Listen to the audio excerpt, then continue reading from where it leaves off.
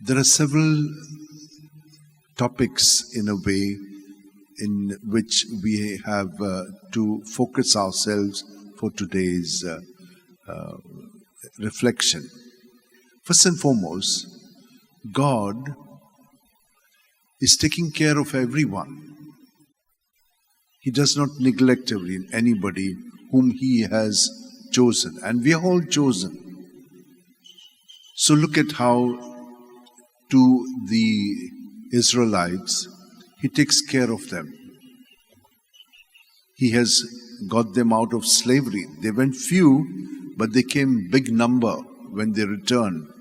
It says, what God had promised, that they would be numerous as the stars of heaven. That's how He says, you have come out of Egypt. But He says, in your relationship, you must love as God loves you, taking care of others. You must circumcise your heart, means you must offer your body, mind and spirit to God so that God can work through you.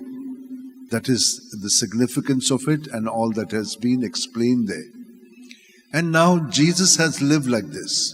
When you come to the New Testament, He has really done what God has done through Him. And for this, they're going to kill Him. But on the third day, He will rise again. They were all distressed. They could not understand what kind of a king, what kind of a leader would He be. Then there is another thing. In relationships, when you're in a place, you've got to conform to the ways and rules of the government. So He says, but if a person to whom all this belongs, then he doesn't have to pay taxes. It is the outsiders who have to pay taxes. And the sons are free. But not to give offense, do as it has to be done.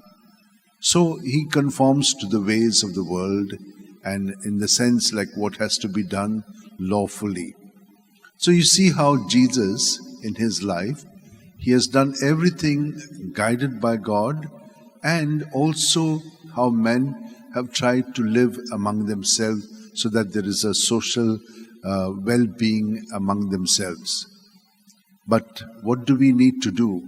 We need to keep our focus on Jesus, who is dwelling with us, and with Him take our steps forward. Otherwise, there's a lot that can be confusing.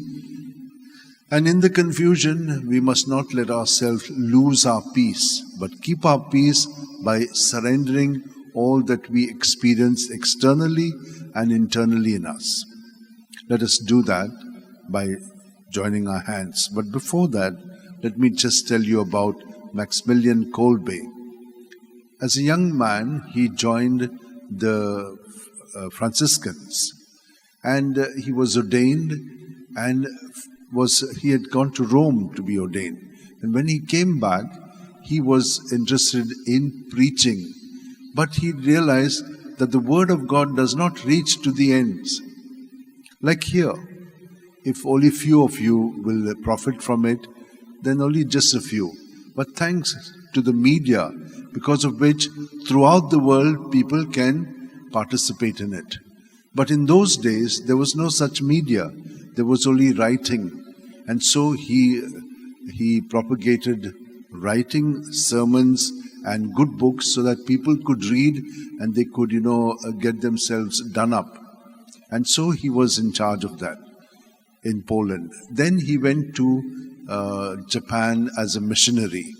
And when he went there, all along he had always Mother Mary as the center of his life, and he propagated devotion to Mother Mary, but also printing and this way of propagating the word to the people.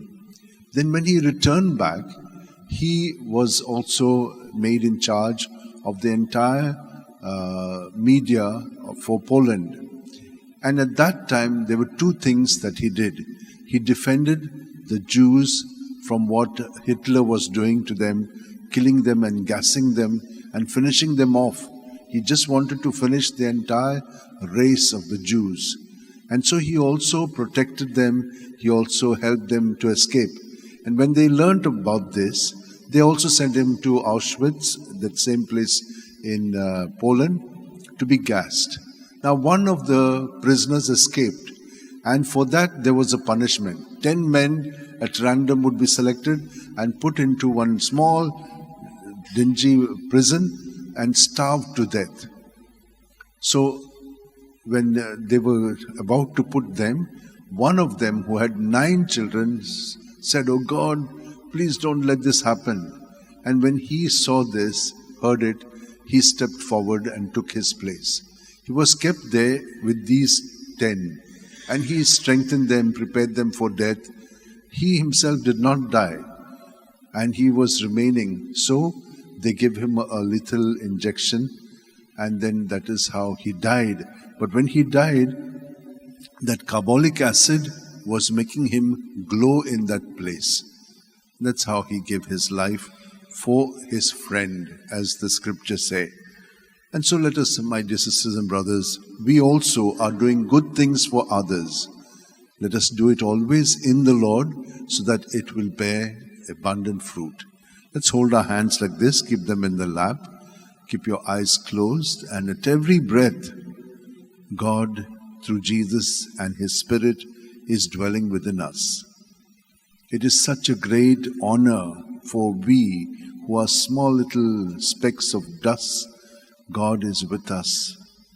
And when we breathe out, let us surrender everything to God, so that God's ways will become our ways, and our thoughts, our words, our deeds will be the ways of God in us.